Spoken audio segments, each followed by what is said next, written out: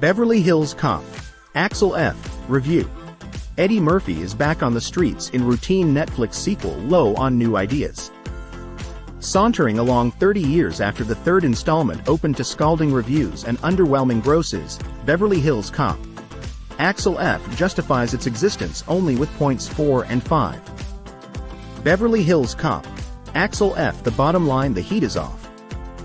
Cast: Eddie Murphy, Joseph Gordon-Levitt, Taylor Page, Judge Reinhold, John Ashton, Paul Reiser, Bronson Pinchot, Kevin Bacon. That much is evident even from the poster, which not only returns to the basic elements of the key art for Beverly Hills Cop, dude, gun, car, along with the embellishments for the 1987 sequel, palm trees against a vibrant Hollywood sunset, but also looks like it was designed back then, down to the last airbrush detail. No trace of the more stylized graphics in the poster for Beverly Hills Cop 3, which is in line with this chapter's general policy of forgetting that franchise death rattle ever happened, aside from a single sly reference. The first Beverly Hills Cop broke new ground.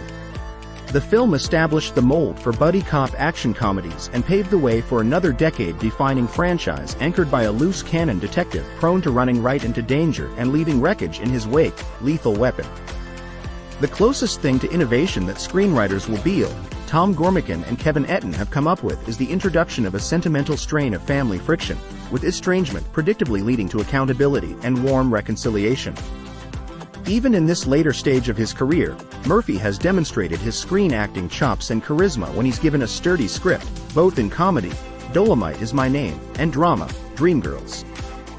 He's still naturally funny, but without strong writing, he often leans into lazy shtick, which only seems like a three-dimensional performance because Bronson Pinchot's once hilarious shtick as swishy Euro Queen Serge is so painful. Mike, who is white, confesses his surprise that a black man is into ice hockey, and Axel makes him squirm over his stereotyping assumption. Neither the script nor the actors make too much of this bit, and a little more of this cultural repositioning of Axel might have given the movie a more contemporary edge.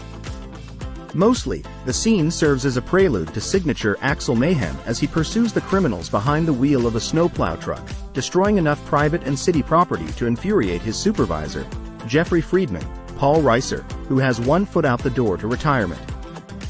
Meanwhile, in Los Angeles, Axel's estranged daughter Jane, Taylor Page, a criminal defense attorney at a high-powered Beverly Hills firm, takes on the pro bono case of low-level drug mule Sam Enriquez, Damian Diaz, whom she believes was framed as a cop killer. When masked thugs give her a violent warning to drop the case, Axel's old BHPD buddy Billy Rosewood, Judge Reinhold, who's now off the force and working as a private detective, calls to let his pal know his daughter is in danger.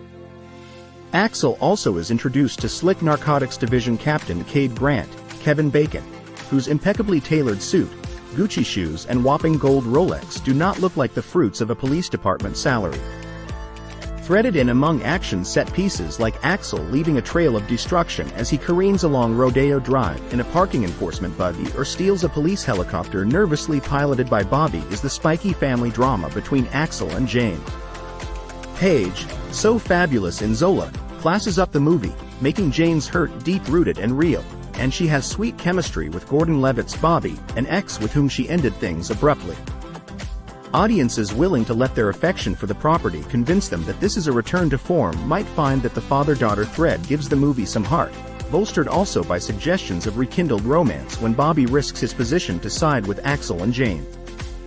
But the shortage of fresh perspective, the absence of excitement and the slavishness with which the filmmakers stick to the original formula in one unimaginative action sequence after another makes the sequel seem past its expiration date.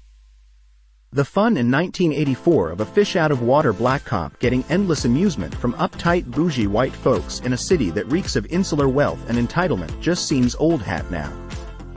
Especially when the targets are as easy as an outraged Beverly Hills matron clutching a chihuahua named Manolo, a blissfully shallow real estate broker cooing over the vulgarity of an opulent gated mansion, or a snooty maitre d' attempting to keep Axel and his Detroit Lions bomber jacket out of a swanky private club.